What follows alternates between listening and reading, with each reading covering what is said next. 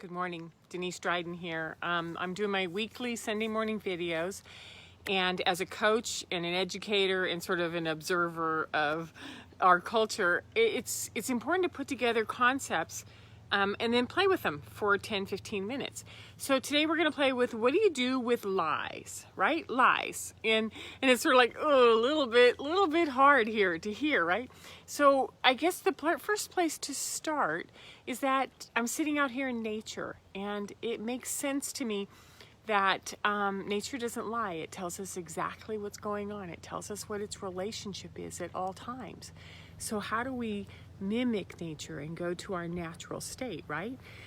So the first question I have for you is, what is your relationship with honesty, right?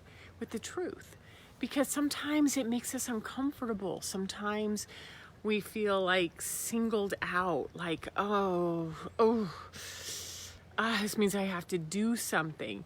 Sometimes it can wobble us when it comes down to people pleasing, which is, I know what I want to do, but I know people get upset or they get mad at me or I make them uncomfortable, right? So I went through Wikipedia, which is what I always do. I love to sort of research the word. So to lie is to make an untrue statement,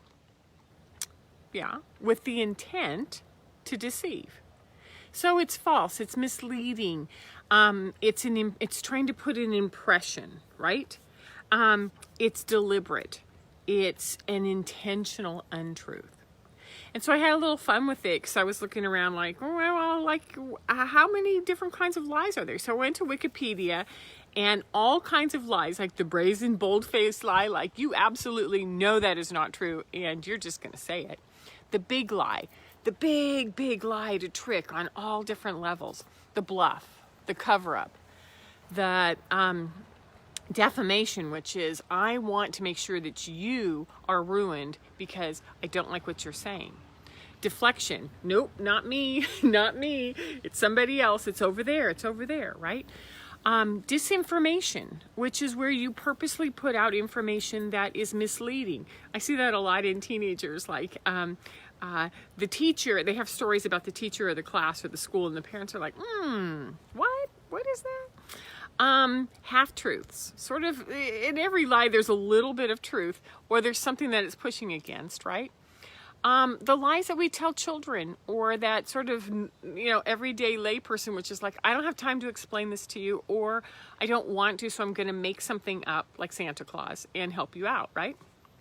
There's the omission or the exaggeration. I'm going to omit parts of the truth, just not simply going to lie. I'm just going to omit it. Or there's the exaggeration where I take something and I bring it, so much bigger, right? And then there's the polite little white lie, which is, do I look fat in these pants? You kind of go, oh no, you look great. And so we know that there's these lies, right? That we have a long history of either being a result of or a participant in. And so it's about perception. Lies are about perception. It's where we're shaping and we're hiding and we're deflecting and we're distracting from something. And we do it to please ourselves, to, selfishly, like I need to protect myself, please myself, take care of me first. Or we do it to please others, which is, I think that they're better if I tell them this. I think they're better if I tell them that. And so, there's this protection going on at all times, or this arrogant control, right? So when someone's lying, there's arrogance there. So what I zoomed in on was the idea that it is intent, which is where something is clearly formulated, where it's planned, it's designed. It's like, I'm going to bring all of my commitment towards this big story, right? It's a mental attitude of action. Like when I intend to tell you something that is false, I've calculated it. I've clearly framed it. I'm going to put it out there in a way that will mislead you, misdirect, misinform, right? So in our relationships, when we are experiencing lying between us and another, it's an act of separation. It means that I am not going to connect with you on a truth level. I'm going to connect with you on an artificial level, It's non-collaborative, right? It means I'm not collaborating with you. I'm going to take control. I'm usurping power. So power and control are part of this lying in relationships. And then the other part is that we usurp power and we usurp control when there's a fear or a lack of trust, or when there's another agenda. So, whether it is a spouse or a partner that's cheating on another partner, or a kid that is deliberately misleading their participation in a class that they might be failing, whether it is a boss who is presenting one situation like you're not meeting the criteria for this bonus, or which is hiding the fact that they want to keep that salary here as opposed, or the funds here as opposed to distributing it out to deserved employees. So these are those things where there's this relationship where something happens. So it's parent to child, it's partner to partner, it's in our leadership. These lies are often linked to our past experiences. Whether it's, familial, like we learn about life from our parents, and we watch what our mother does, and we watch what our father does, and we watch what our siblings do, and we move and we learn as to what the truth is and how it's handled in our house, and who likes it and who doesn't, and is this a truthful house or is it not? It's generational, because our parents they are a part of a generation. So they're modeling what their parents modeled to them, what their parents modeled to them. So there's this belief system that it's okay to cover up, or it's okay to deflect, or it's okay to tell half truths, or it's okay to even bluff and try to get someone to do something else. It comes from past wounds. It comes from, past protections, which is if I don't do this, then I will get hurt, right? So the piece that's really important to sort of lay in here is that as an empath or an energy reader or someone who's really sensitive, these lies, they put dissonance in a relationship. It's like, I can see you, but something out here is not resonating, right? It's out of alignment. It's incongruent. It's out of vibration. And so I brought some of the wild unknown animal spirit cards. And so it's when our spidey sense goes up, right?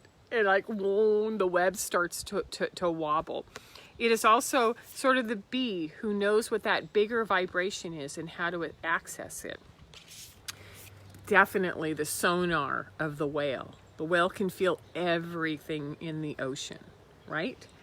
And also the bat. The bat is a flying, version of a whale. It's sonar. It navigates by what it feels, right? And so then when I go over to the Osho Zen deck, what I love is the Three of Wands, which is I'm going to step in, and when I am feeling something, I feel all of it all over my body.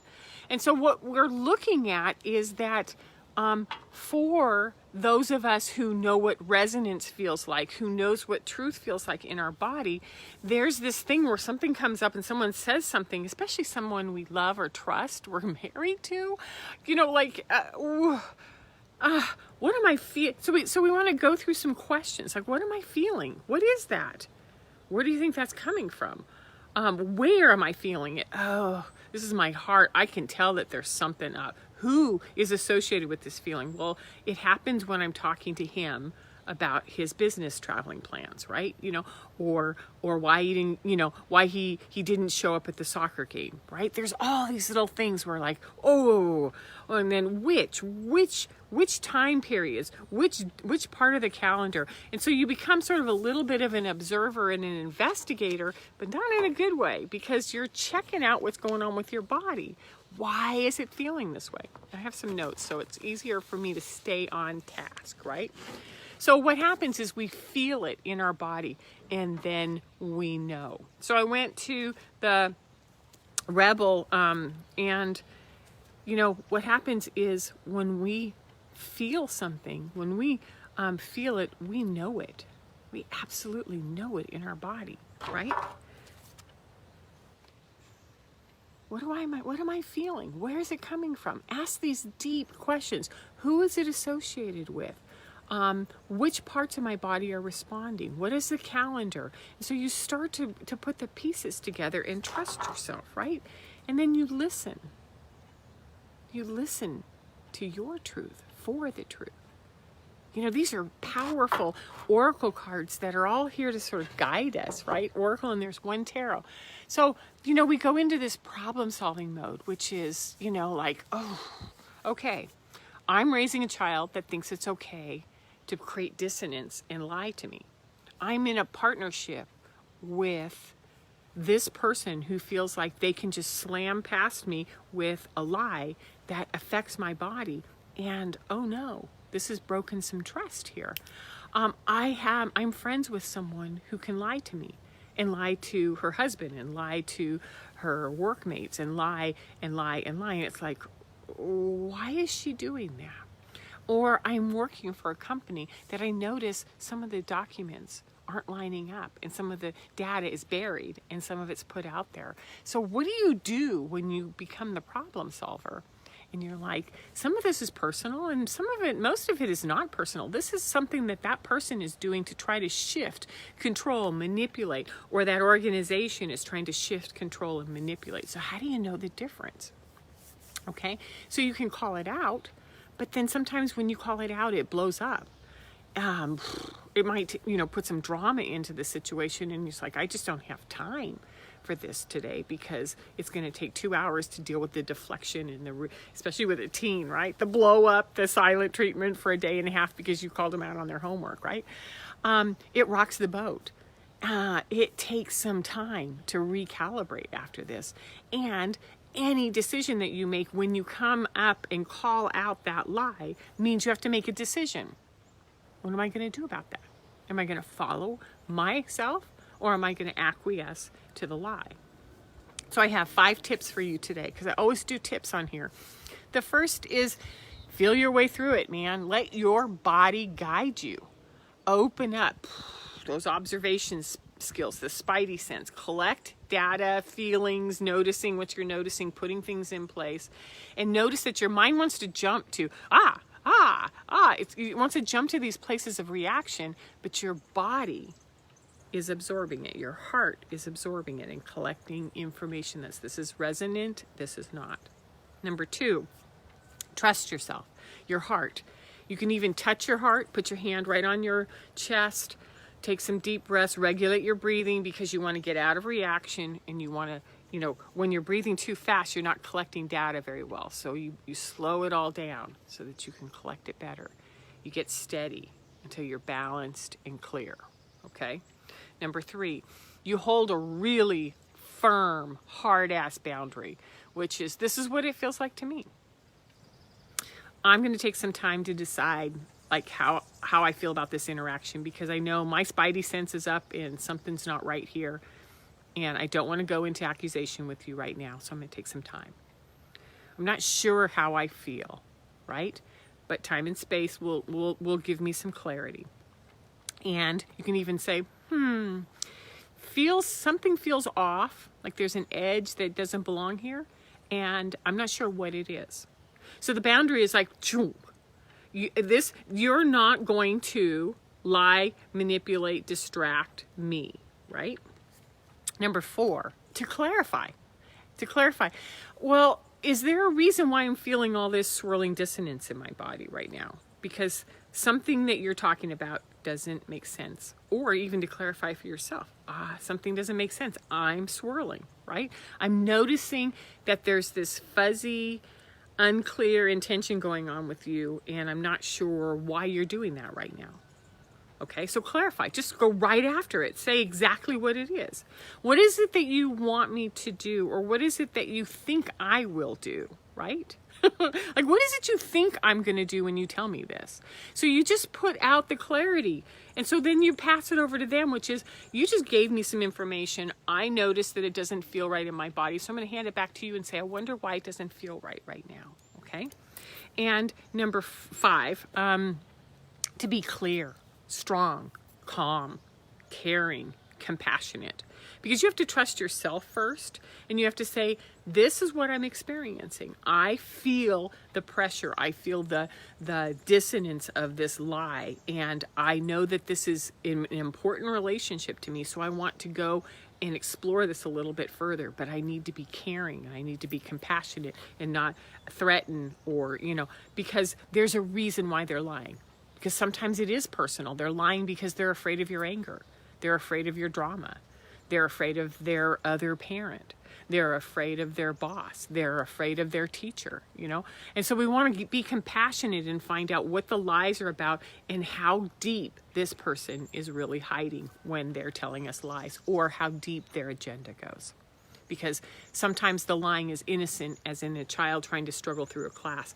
And sometimes it's really nefarious when it is a partner who isn't honest with you about the status of your relationship and doing something outside the boundaries of the relationship. So just know, right, that there are these pieces. So this is the kind of stuff that I've been taking deeper dives in and exploring. I do it weekly on Sunday mornings. You can find me on Facebook, LinkedIn, YouTube, MeWe, and on my Facebook, or on my website at DeniseDrydenCoaching.com. You can always drop me a note if you want to contact and explore some coaching with me.